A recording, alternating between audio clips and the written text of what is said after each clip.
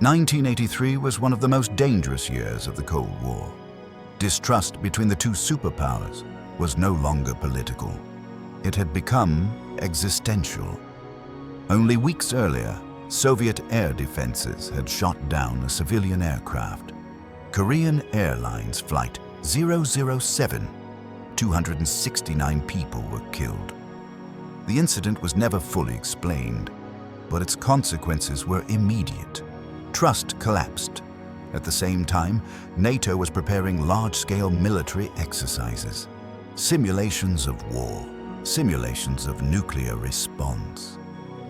In Washington, President Ronald Reagan publicly described the Soviet Union as an evil empire. In Moscow, this language was not understood as rhetoric, it was understood as intent. Soviet leadership began to seriously consider the possibility of a surprise nuclear strike. Not someday, not in theory, but soon. In a world like that, every signal carried the weight of truth, and error was not an option. To survive a nuclear war, you have to see it coming. That was the logic behind the Soviet Union's early warning system.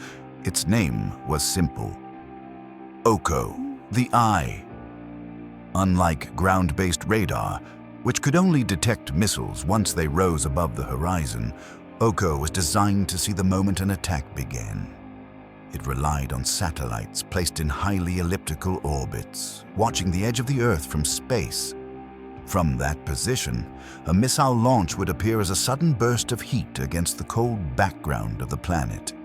In theory, the system could detect an attack within seconds of launch. In practice, it was new, incomplete, still learning how to see. But in a world measured in minutes, even an imperfect signal was better than none. OKO was not built to question, it was built to warn, and once it did, the clock would start. Shortly after midnight on September 26, 1983, the system issued a warning. Not a drill, not a simulation, a launch. According to OKO, a single intercontinental ballistic missile had been fired from the United States.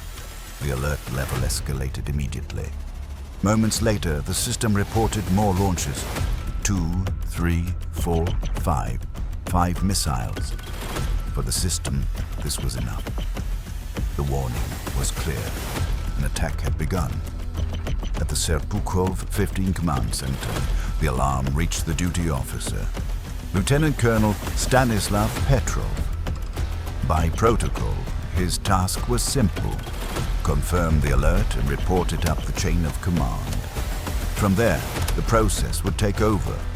Retaliation would follow before the incoming missiles could land. The decision window was measured in minutes. Petrov looked at the data and hesitated. Something did not fit. A first strike was supposed to be overwhelming, hundreds of missiles. Not 5. 5 missiles could not destroy the Soviet Union, but 5 missiles could provoke its response. The ground-based radars were still silent. No confirmation.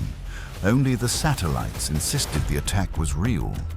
OKO was doing exactly what it was designed to do, but it had never been tested under real conditions. Petrov understood the risk. If the system was wrong and he reported an attack, the consequences would be irreversible. If the system was right and he ignored it, there would be no second chance. He had minutes and no room for certainty. Against protocol, Stanislav Petrov made a decision. He reported the warning as a false alarm and waited. 20 minutes passed. If the missiles were real, they would have arrived by now. They never did. The alarm was not caused by an enemy. It was caused by geometry. OKO had detected something real, just not what it believed it was seeing. High above the Earth, the satellites were watching the planet's edge. At that moment, the sun was positioned at a precise angle over North America. Its light reflected off high-altitude clouds, creating a pattern the sensors were designed to recognize, a sudden burst of infrared energy. To the system, it looked exactly like a missile launch. The satellites were doing what they were built to do. They detected heat. They reported patterns. What they couldn't do was understand context. Oko could not know that sunlight and cloud tops could briefly imitate the signature of nuclear fire. It could not doubt. It could not hesitate. Only a human could. Later analysis would confirm the error. A rare alignment of sunlight, atmosphere, and orbit. A mistake measured in physics, not intent. The system was corrected. Procedures were adjusted. But the margin between survival and catastrophe had been far thinner than anyone was prepared to admit. Stanislav Petrov did not save the world by launching anything. He saved it by choosing not to. There was no celebration, no announcement, no medal. The incident was classified. The system's failure was buried, and Petrov was quietly reassigned. Years passed before the world learned how close it had come. Not because of an enemy's intent, but because of a machine that could not understand doubt. Petrov himself never claimed heroism. He said only that someone had to think.